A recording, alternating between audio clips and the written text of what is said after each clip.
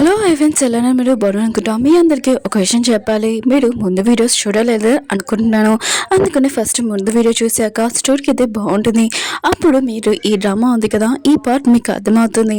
Last video అయితే చాలా బాగుంటుంది. లాస్ట్లో ఇంకొక షాకింగ్ విషయం కూడా ఉంటుంది.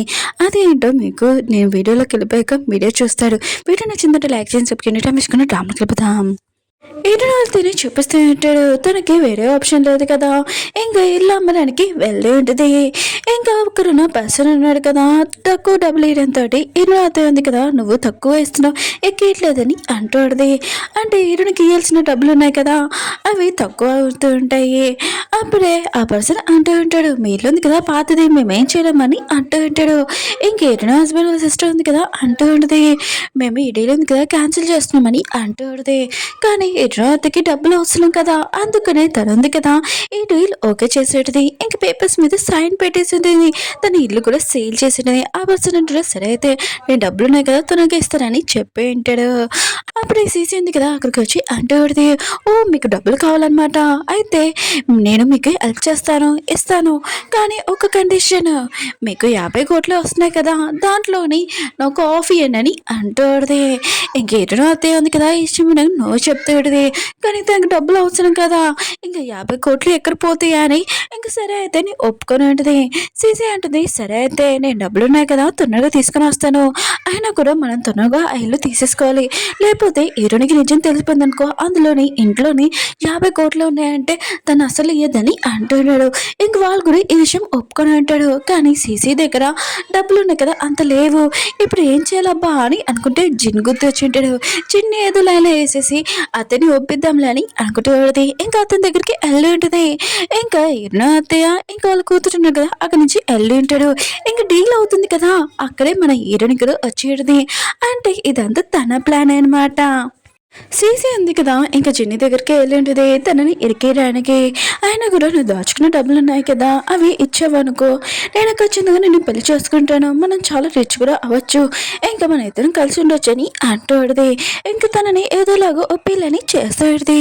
ఇంకా జిన్ను కూడా ఈ మాటలని వినేసి ఇంకా సరే అయితే ఇస్తాను, కానీ ఒక కండిషన్, నువ్వు మాత్రం నన్ను ఎప్పుడు వదిలేద్దని అంటూ ఉంటాడు.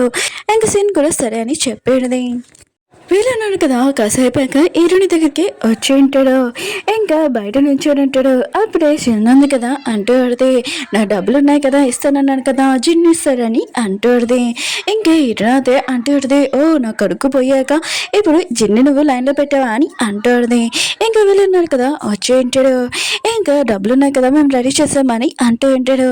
ఇంటి పేపర్స్ ఉన్నాయి కదా ఫాస్ట్గా వేయమని హీరోనికి చెప్తూ ఉంటాడు. ఏడుంది కదా వాళ్ళ అత్తయ్య అంటూ ఉంటుంది, అత్తయ్య మీరు చాలా గ్రేట్, తక్కువ సమయంలోనే మీరు డబ్బులున్నాయి కదా కలెక్ట్ చేశారు, ఆయన కూడా నేను మీకు ప్రామిస్ చేసినట్టే ఇంటి పేపర్స్ ఉన్నాయి కదా ఇస్తానని ఇంకా తనకి ఇచ్చేది. ఏడు అత్తయ్య ఉంది కదా ఫాస్ట్ గా ఇంటి పేపర్స్ తీసి ఇంకా చూస్తూ ఉంటుంది, ఇవి ఇంటి పేపర్స్ ఇవేనా కాదా అని అనుకుంటూ ఉంటుంది.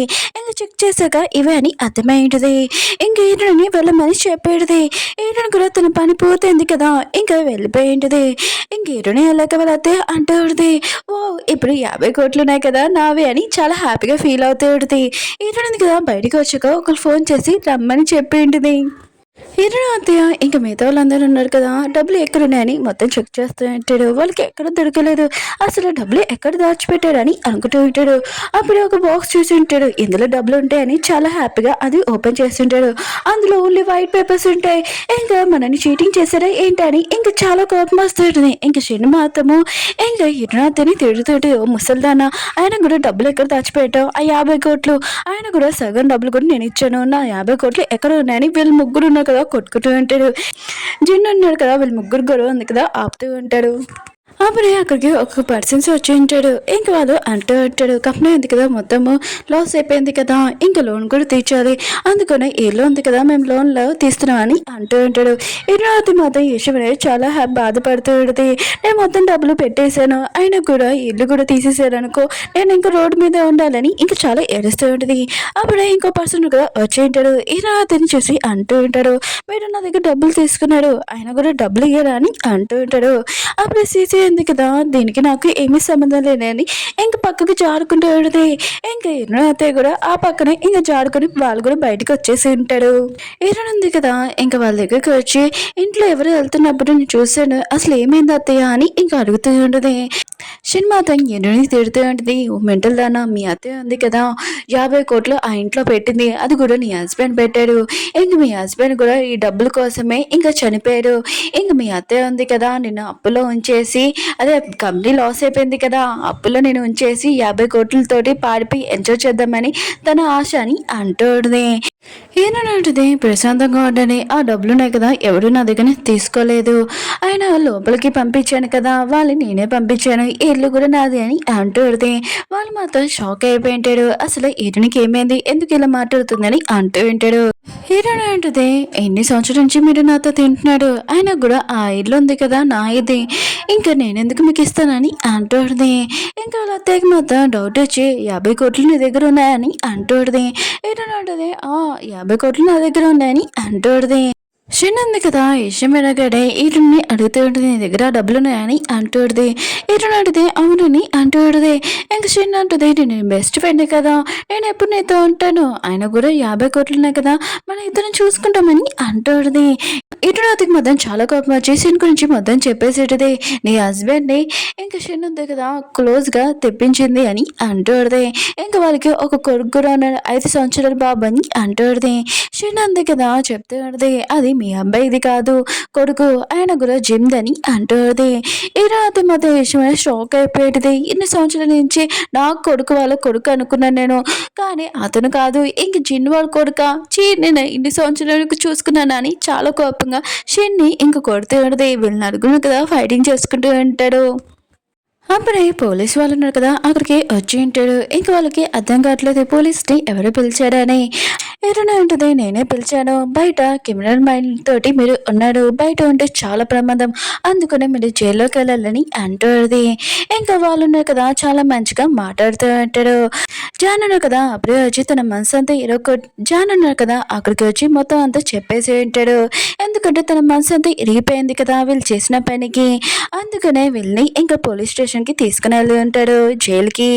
ఇంకా హీరోయిన్ ఉంది కదా అక్కడ ఒక్కటే నుంచొని ఉంటుంది, ఏదోలాగా తన రివెంజ్ ఉంది కదా పూర్తయిందని అనుకుంటూ ఉంటుంది. జాన్ అన్నాడు కదా హీరోని 5 కోట్లు అడిగి ఉంటాడు, హీరోని కూడా ప్రామిస్ చేసినట్టు ఇచ్చేసేటది. హీరోని ఉంది కదా ప్లాన్ చేసినట్టు మొత్తం అంతా సక్సెస్ అయింటది. ఇంకా తను రివెంజ్ తీసుకుని ఉంటుంది. కానీ ఒక విషయం ఉంది కదా, ఉంది, అది చాలా పెద్ద సీక్రెట్. ఇంక హీరోయిన్ ఉంది కదా ఒక చీకటి రూమ్లోకి వెళ్ళి ఉంటుంది, అక్కడ ఒక పర్సన్ ఉంటాడు, నువ్వు అంత ఈజీగా చనిపోతావా లేదని అంటుంది. అంటే ఆ పర్సన్ ఎవరు కాదు, ఇటునే హస్బెండే, అతను బతికే అన్నాడు, చావలేదు. ఇంక ఉంది కదా తన హస్బెండ్తో అంటుంది, నేను బతుకున్నానుగా, నువ్వు నన్ను చీటింగ్ చేసావు, నేను ఎంత చనిపోయానో, నువ్వు కూడా బతుకున్నాగా అలానే చావాలని అంటుంది. ఓకే ఫ్రెండ్స్, డ్రామా ఉంది కదా అయిపోయింది. మీకు ఈ డ్రామా స్టోరీ ఉంది కదా నచ్చిందని కోరుకుంటున్నాను. మళ్ళీ న్యూ డ్రామాతోటి న్యూ స్టోరీతోటి కలుద్దాం. మీకు ఈ డ్రామా నచ్చిందంటే కొద్దిగా కామెంట్ చేయండి. బాయ్.